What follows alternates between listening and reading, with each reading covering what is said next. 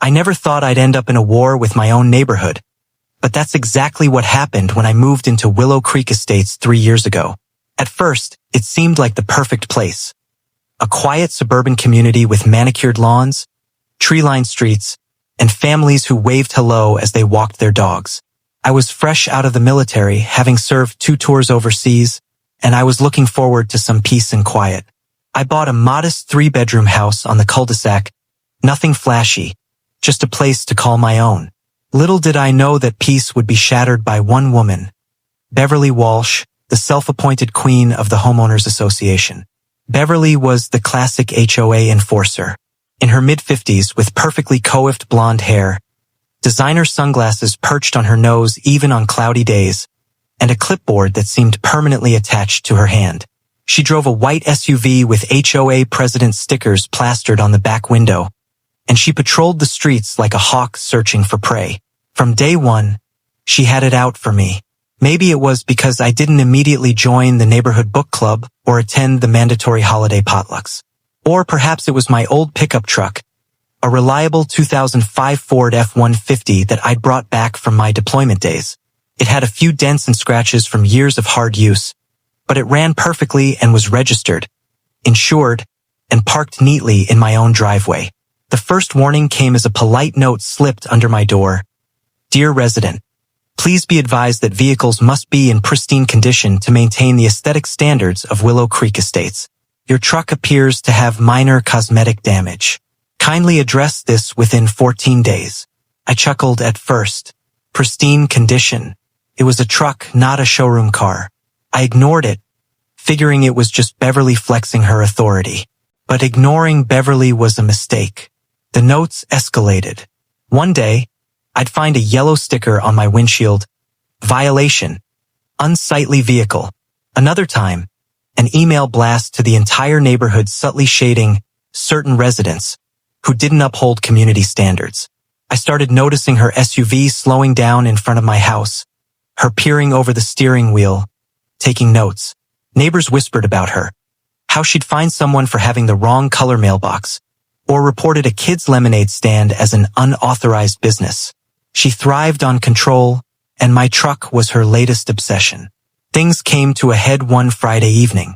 I'd just gotten home from work, tired after a long week at my new job as a logistics coordinator for a heavy equipment company. Ironically, that job would later play a key role in this saga.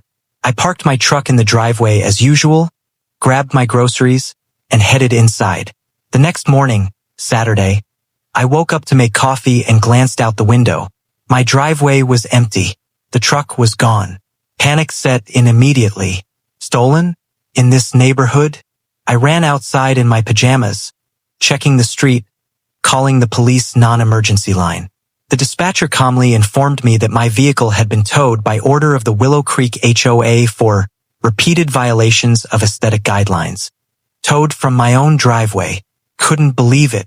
I stormed over to Beverly's house 2 blocks away. Her McMansion with the impeccable landscaping and American flags waving proudly. She answered the door in yoga pants and a smirk. Oh, good morning, Mr. Harlan. I assume you're here about your vehicle. You had my truck towed? I demanded, trying to keep my voice steady. It was an eyesore, she said matter-of-factly, sipping her green smoothie. The board voted unanimously. You've been warned multiple times. Rules are rules. The board? You mean you and your 2 cronies who rubber stamp everything you say? Her eyes narrowed. This community has standards. If you can't comply, perhaps Willow Creek isn't the right fit for you. I had to pay $450 to get my truck back from the impound lot, plus a processing fee the HOA tacked on. Fuming, I drove it home, vowing not to let this slide. But I wasn't going to stoop to petty vandalism or endless complaints. No, I had something bigger in mind, literally. You see, my job involved dealing with heavy machinery auctions, military surplus, and equipment transport. I'd always had a fascination with historical vehicles from my time in the service. A few months earlier, I'd spotted an listing for a decommissioned M60 patent tank, a 30-ton beast from the Cold War era, fully demilitarized but road legal with the right permits. It was being sold by a collector who needed space. On a whim, I'd put in a bid and won it for a steal, planning to restore it as a hobby project and maybe display it at veterans events.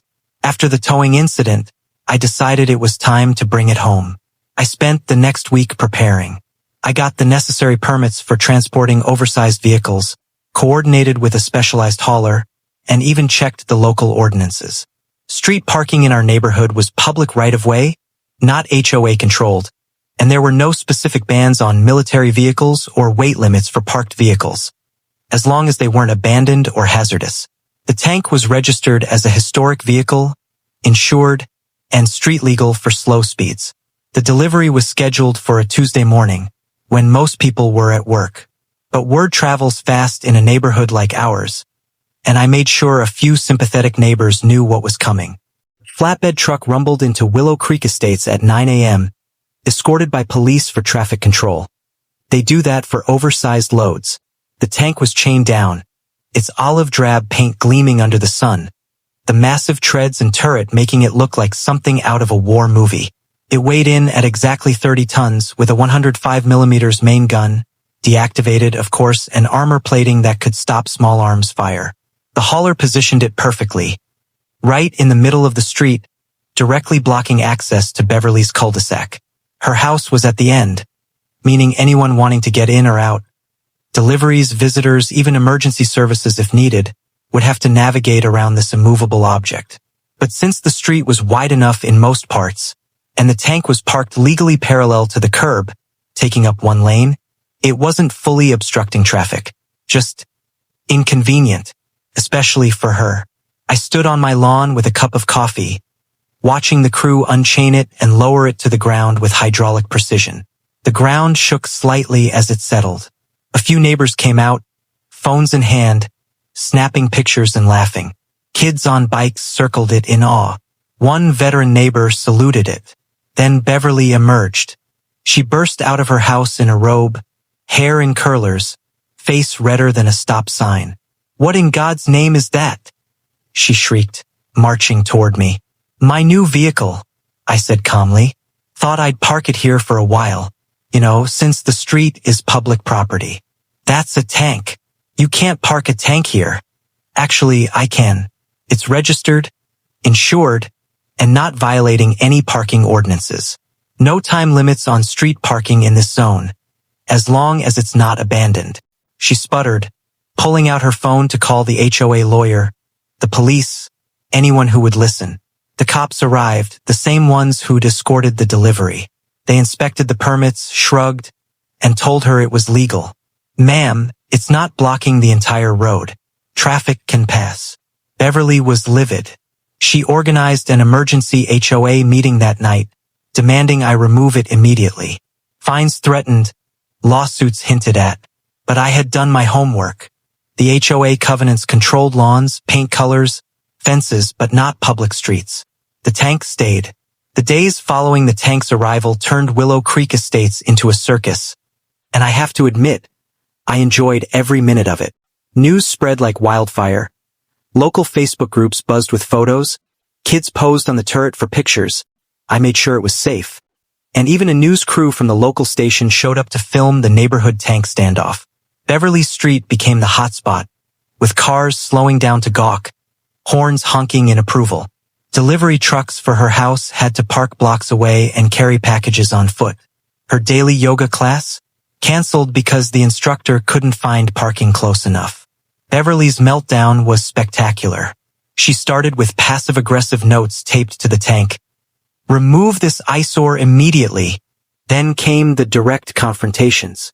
She'd march over to my house multiple times a day, banging on the door, demanding I move it. "This is harassment," she'd yell. "You're doing this to spite me." "Spite you?" I'd reply innocently. "No, Beverly. I'm just parking my historic vehicle on a public street. The same way you enforce aesthetic standards on private property." She tried everything. First, she called tow companies. One showed up, took one look at the 30-ton behemoth, laughed, and drove away. "Lady, we don't have equipment for that. You'd need a military recovery vehicle." Another claimed it was abandoned and tried to ticket it, but since I visited it daily, polishing the hull, Starting the engine occasionally, it roared beautifully. It clearly wasn't. Next, she petitioned the city council, claiming it was a traffic hazard. But inspections showed the street was still passable, and the tank drew positive attention. Tourists even stopped by, boosting local pride in that veteran with the cool tank. The council politely declined to intervene. Beverly escalated to personal attacks. Emails to the neighborhood accused me of being unpatriotic for desecrating a military vehicle by using it in a childish feud. She didn't mention, of course, how she towed a veteran's truck from his driveway. Some neighbors sided with her out of fear, but most were on my side. One even baked me cookies with a note. "Thanks for standing up to the witch." As the weeks dragged on, the pressure mounted on Beverly. Her perfect life unraveled. Amazon packages piled up at the entrance because drivers refused to hike them in. Her bridge club friends stopped coming, too much hassle. Even her husband, a quiet accountant type, started avoiding home, staying late at work. I wasn't heartless. I offered a truce once, moved to dismiss the fines from my truck towing, issue a public apology for overstepping, and I'll relocate the tank to my ranch property outside town. She refused, calling me a bully, so the tank stayed longer. One rainy afternoon, about a month in, karma delivered the final blow. A major delivery truck, carrying Beverly's new custom kitchen cabinets, worth thousands, arrived. The driver couldn't navigate close enough because of the tank partially narrowing the turn into her cul-de-sac. He parked at the entrance, unloaded in the rain, and the cabinets got water damaged. Insurance wouldn't cover it fully since the obstruction was legal. Beverly exploded. She confronted me in my yard, screaming about lawsuits, calling me every name in the book. Neighbors filmed it on their phones. That video went viral locally. HOA Karen loses it over tank blocking her street. The backlash was immediate. The HOA board, tired of the drama tarnishing the community's image, held a vote without her. They dropped all past fines against me, updated the rules to clarify driveway towing limits, and subtly suggested Beverly step down as president for health reasons. She resigned a week later. I moved the tank shortly after to a veterans museum where it could be appreciated properly, but not before throwing a block party on the street with the tank as the centerpiece. Grills fired up, music playing, kids climbing safely on it with supervision. Even some former Beverly allies attended, apologizing sheepishly. Beverly moved out 6 months later, selling her house at a loss. Rumor has it she relocated to a condo with no HOA. As for me, I still live in Willow Creek, truck parked proudly in my driveway. The new HOA president? A laid-back dad who focuses on actual community improvements, like fixing potholes. Moral of the story: don't tow a veteran's truck unless you're prepared for heavy artillery in return. And that's how a 30-ton tank brought down an HOA Karen.